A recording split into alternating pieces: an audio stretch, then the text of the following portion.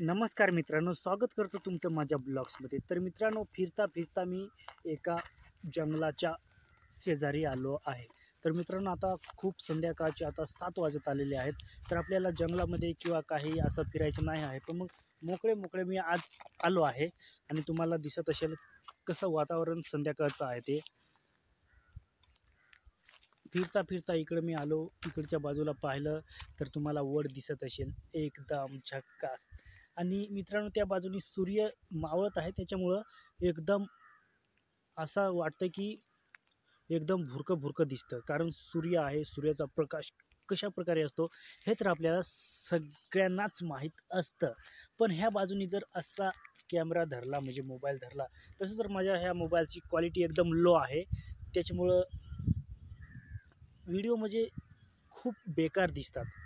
पण जाऊ द्या, मागचे 7-8 व्हिडिओ जे आहेत, जे ब्लॉग्स आहेत, ते मी माझ्या भावाच्या मोबाईलवरून शूट केले होते. त्याच्यामुळे त्याची क्वालिटी आहे ती एकदम जबरदस्त झकास आहे.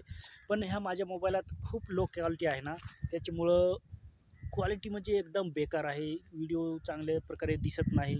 पण मग तरीही माझं जे काम आहे ब्लॉग शूट करण्याचं, ते मी चालूच ठेवतो. कारण माझं एक स्वप्न आहे की यूट्यूबवर व्हिडिओ अपलोड करावं आणि लोकांपर्यंत दाखवावे. काही ना काही कशाचेही ब्लॉग शूट करून का नाही, पण मग थोडं ना थोडं त्याच्यातून काही ना काही लोकांचं मनोरंजन, लोकांचं एंटरटेनमेंट करावं असं मला वाटतं.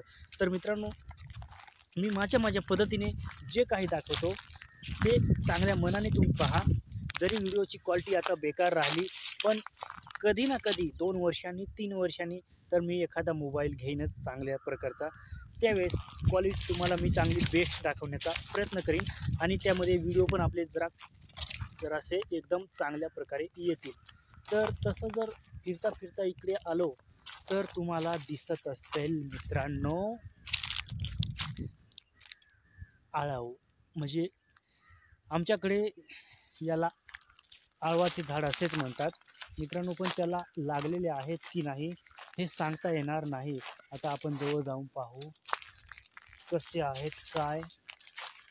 तर मित्रांनो, खरोखरच अजून आळवं जे आहेत ते लागलेले नाही, म्हणजे ह्या आळवाला आळवे लागलेले नाहीत. तर मित्रांनो, इकडे म्हणजे आळवं लागलेले नाहीत, पण मग तरी तुम्हाला मी दाखवण्याचा प्रयत्न केला. फक्त यांना करवंद लागलेले आहेत. आळवाच्या खाली जी करवंदाचं झाड आहे त्याला फक्त करवंद लागलेले आहेत. हे पहा मित्रांनो, अशा प्रकारे ते पण नियेच आहेत, अजून काय ते पण पिकलेले नाहीत. तर मित्रांनो, आजच्या ब्लॉग्समध्ये जास्त काही मी तुम्हाला सांगणार नाही. जे काही सांगायचं आहे ते एवढंच सांगायचं आहे. आणि ब्लॉग्स आवडला असेल तर लाईक करा, शेअर करा आणि आपल्या चॅनलला सबस्क्राईब करा. तर मित्रांनो, आजच्या ब्लॉग्समध्ये एवढंच. जय हिंद, वंदे मातरम.